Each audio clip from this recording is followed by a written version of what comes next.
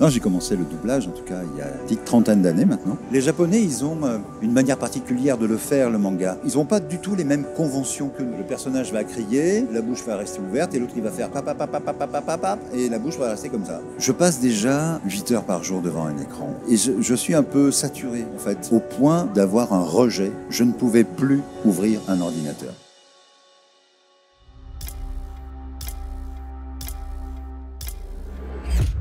Rebonjour, on est toujours sur le plateau Anjou Pop Corner et je reçois Bruno Magne, si je me trompe pas. Non, tu ne te trompes pas. Comment ça va? Bien, merci. Je crois que je vous récupère pile à la sortie d'une conférence. Absolument. Donc ça va, pas trop fatigué de ces 2 jours de convention. Ben, c'est intense. C'est intense. C'est intense quand même, ouais. Bah, ça a été un beau salon, plein de fans qui sont venus me voir, ça me fait vraiment très très plaisir. J'ai reçu des cadeaux et tout, enfin ça a été vraiment une belle convention. C'est génial. Ouais. Alors on va remettre un peu de contexte, Bruno Magne. Est-ce que vous pouvez rapidement vous présenter, revenir un petit peu sur ce que vous avez fait, pourquoi on vous connaît? Oui, alors bon, Bruno Magne, comédien, qui a commencé, c'était hier. Hier? Oh, avant-hier peut-être. Non, j'ai commencé le doublage, en tout cas, il y a une petite trentaine d'années maintenant. Avant, j'ai fait tout mon parcours de comédien, celui qu'on peut faire. Et puis voilà, de doublage depuis une trentaine d'années, parallèlement. Et je tourne, bien sûr aussi, je fais un peu de théâtre. J'ai d'ailleurs une actualité parce qu'il y a une série qui sort certainement d'ici la fin de l'année, qui va s'appeler Plaine Orientale. C'est une série très chouette. Je suis parti tourner 3 semaines en Corse l'année dernière, et avec un joli rôle, un rôle de juge d'instruction. Ok. Donc ça arrive prochainement. Voilà, ça arrive prochainement. On est au mois d'octobre. Je pense qu'entre octobre et décembre, ça va sortir sur Canal+. Voilà. Okay. Et là, donc, vous nous parlez de fans qui viennent vous voir. De qui ils vous parlent? Est-ce qu'il y a des voix marquantes? Oui, il y a vraiment des voix marquantes. Il y a Francky. Je ne lui ferai pas de mal, c'est encore un enfant. Et puis il y a Pyrrhus. Oui, nous avons découvert que Zamatsu était sur le point de vous assassiner. Il y a aussi Iki, Zodiac. Je suis Iki, le chevalier phénix. J'ai aussi beaucoup Vache the Stampede, qui est revenu, en fait, Trigun, voilà. Ça a été beaucoup ça, en fait, pendant tout le week-end. Est-ce qu'on le sent par génération, du coup? Est-ce que on a une génération Club Dorothée pour Iki, et puis plus après, peut-être plus ma génération One Piece, et les plus jeunes sur d'autres? Ou alors tout ça se mélange, finalement, tout le monde... Bah c'est ça, tout ça se mélange, ouais. En fait. Ouais, il n'y a pas de choses générationnelles ou transgénérationnelles, c'est un melting pot, quoi, vraiment. Et moi, je suis très étonné par, justement, le retour de Vache the Stampede, quoi, que j'ai fait il y a une trentaine d'années, justement, quoi. Enfin, vraiment, dans les débuts, au début, oui, tout à fait. Ça fait 20 ans, en tout cas plus de 20 ans, quoi, 25 ans, ouais. Ouais, 25 ans, allez. Et ça ressort. Voilà, et tout d'un coup, il y a un engouement pour ce personnage. Mais c'est vrai que c'est un personnage, en plus, avec lequel je me suis éclaté, quoi. C'est un personnage complètement fou, loufoque, et que j'ai adoré faire. Voilà. Je me suis bien amusé avec lui. Et en termes de diversité, sinon, parce que là, on a beaucoup parlé anime, manga, est-ce que vous avez aussi fait ce qu'on appelle du live action, et est-ce que vous avez fait du jeu vidéo? Oui. Les deux?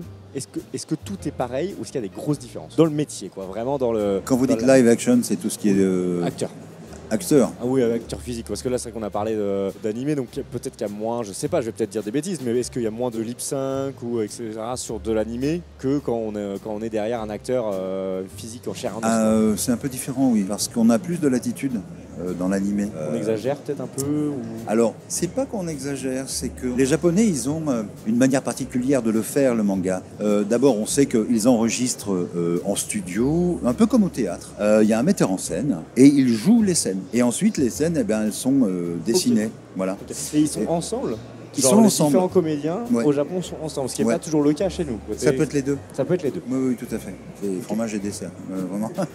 Nous-mêmes, quand on fait de la création, voilà, on enregistre des fois ensemble ou des fois séparément. Là, il y a quand même quelqu'un qui nous dirige. Et tout ça pour dire que des fois, l'animé, enfin le dessin qu'ils mettent dessus, ils n'ont pas du tout les mêmes conventions que nous. C'est-à-dire que le personnage va crier, la bouche va rester ouverte et l'autre il va faire papa, papa, papa, papa, papa, et la bouche va rester comme ça. Nous, on va s'adapter, on va essayer de trouver trouver un intermédiaire, voilà. Et donc on est confronté des fois à ce genre de choses, quoi. Voilà. C'est la manière de bosser finalement qui est un poil différent. Ok, ça marche. Et pour la partie jeux vidéo, un petit peu, vous en avez fait? Jeux vidéo, oui.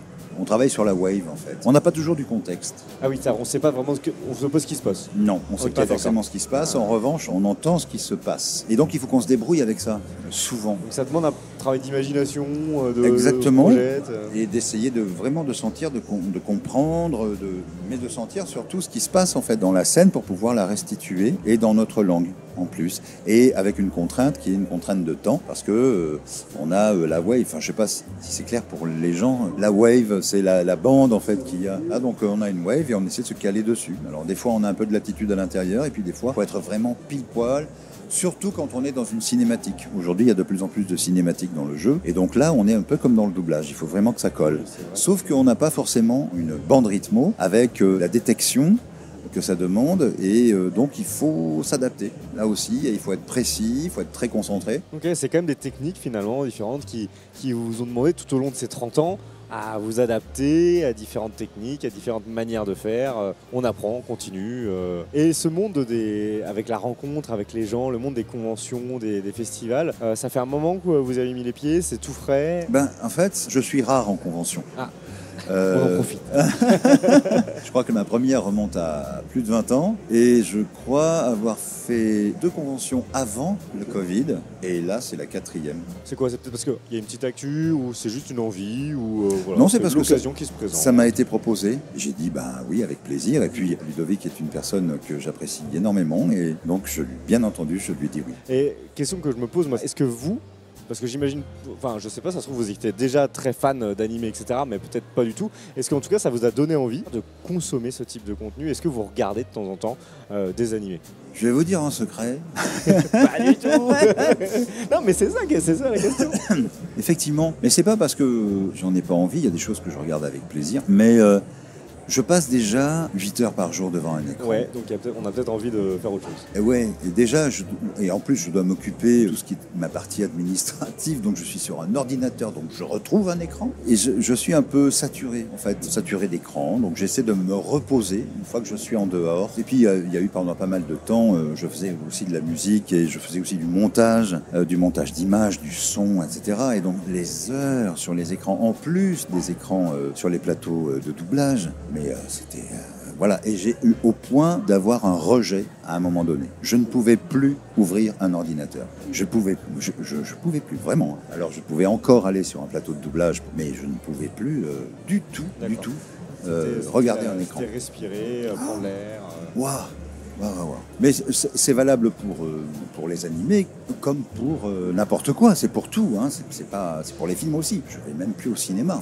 Alors des fois, je me fais des petites sessions de rattrapage. Je dis tiens, tel film. Ok, j'achète le DVD ou un contenu et en tout cas, et je le regarde, mais c'est ponctuel à tel moment. C'est pour ma culture personnelle et pour me dire voilà, ce film, j'avais vraiment envie ou besoin de le voir professionnellement parlant pour voir déjà ce que faisait cet acteur dans tel rôle, etc. C'est plutôt professionnel. C'est une manière aussi d'apprendre plein de choses, de recevoir, de sentir, etc. Et donc, mais alors, je me protège un petit peu, en fait. Voilà. Et au niveau de ces 30 ans de carrière, est-ce qu'il y a un moment, et ça a peut-être déjà été le cas, vous avez eu envie de mettre la casquette aussi peut-être de directeur artistique, d'aller plutôt diriger un projet, diriger des équipes Ça, c'est quelque chose, effectivement, qui me plaisait. Je dis me plaisait, oui. Et on me l'a proposé. Et je l'ai fait. J'ai des copains qui m'ont demandé de les remplacer sur certaines directions artistiques. Et moi, j'ai toujours adoré ça. C'est-à-dire, j'ai fait aussi de l'acteur studio avec 2 branches comme Stella Adler, Sanford Meisner, peut-être ça vous parle ou pas, mais j'ai toujours finalement eu cette fibre-là. Donc quand on m'a proposé de faire la direction, je dis oui, bien sûr, en plus il y a des acteurs à diriger, c'est formidable. Donc je l'ai fait, et puis j'ai dirigé pendant des années des programmes aussi, ça c'est encore autre chose, des documentaires pour Arte. J'enchaînais en fait les documentaires. Puis un jour ça s'est arrêté, pour X raisons, hein. C'est des changements d'équipe, de machin, et j'ai continué mon travail de comédien qui s'est développé encore plus. Et la direction, on me l'a encore encore proposé. Hein. C'est pour ça que je disais ça me plaisait. C'est parce que là, les conditions en fait, dans lesquelles aujourd'hui se passe la direction artistique, ça m'intéresse moins parce qu'il y a beaucoup de travail à faire en dehors de la direction. Tout ce qui est la prépa, tout ce qui est... Alors moi j'adorais faire le casting, hein, c'était vachement intéressant. Mais j'avais le temps à l'époque. Et là aujourd'hui ça devient un peu compliqué. L'économie est un petit peu différente, il faut avoir du temps. Et du coup comme mon travail de comédien me prend beaucoup de temps, j'aurais pas le temps de faire le planning pour autre chose, quoi. Donc voilà, j'ai mis cette partie de côté. Mais j'en ai développé une autre, voilà. Je vais aussi passer à la transmission, puisque c'est 15 années de travail que j'ai fait. Bien sûr. Former d'autres personnes, du coup, c'est ça? Exactement, mais non pas au doublage, simplement au travail d'acteur, à travers travail entre guillemets à l'américaine de l'acteur studio. Voilà. Et je commence d'ailleurs en fin d'année à donner un premier atelier de travail, parce que j'ai eu l'occasion, grâce à mon ami Frédéric Soutrel, qui a un cours de théâtre, qui m'a permis de venir présenter mon travail à ses élèves. Ils étaient tous enthousiastes et il m'a proposé donc de faire un atelier en fin d'année. Voilà, et donc j'ai déjà des inscriptions. Oui, j'avais demandé comment ça se passe, à qui ça s'adresse et comment on peut se renseigner sur ce sujet-là. Alors pour l'instant ça s'adresse à ses élèves, mais il va y avoir d'autres choses qui vont se passer. Je pense que je vais ouvrir une branche moi de mon côté, puisque j'ai des propositions qui sont faites du côté de Lyon, du côté du Sud. Voilà, c'est assez étonnant tout ce qui se passe en fait autour de ça. Ça s'adresse donc effectivement à des comédiens professionnels, mais ça peut aussi s'adresser, j'ai un autre programme qui est prévu pour des gens qui, par exemple, auraient eu envie de monter sur scène, mais n'ont pas pu le faire, ou etc. Ils sont un petit peu sur la frustration de ça et auraient aimé découvrir le travail d'acteur. Donc j'ai un atelier qui s'intitule « Découverte et amusement au travers du jeu d'acteur », qui serait pour éventuellement des gens qui s'intéresseraient au travail d'acteur, mais qui ne veulent pas forcément en faire leur métier, quoi, qui veulent découvrir, qui veulent s'amuser. Mais ça peut s'amuser et ça peut nous aider au quotidien aussi à s'exprimer, etc. Absolument. Et merci beaucoup, je crois qu'on arrive au bout de notre échange. Merci beaucoup Bruno Magne, ça nous a fait plaisir de vous recevoir en plateau. Et bien on va suivre tout ça. Il y a la série, on a dit la série qui arrive très bientôt, on vous voit dedans et puis on vous entend un petit peu partout. Ok. Merci, à très bientôt. Merci à vous.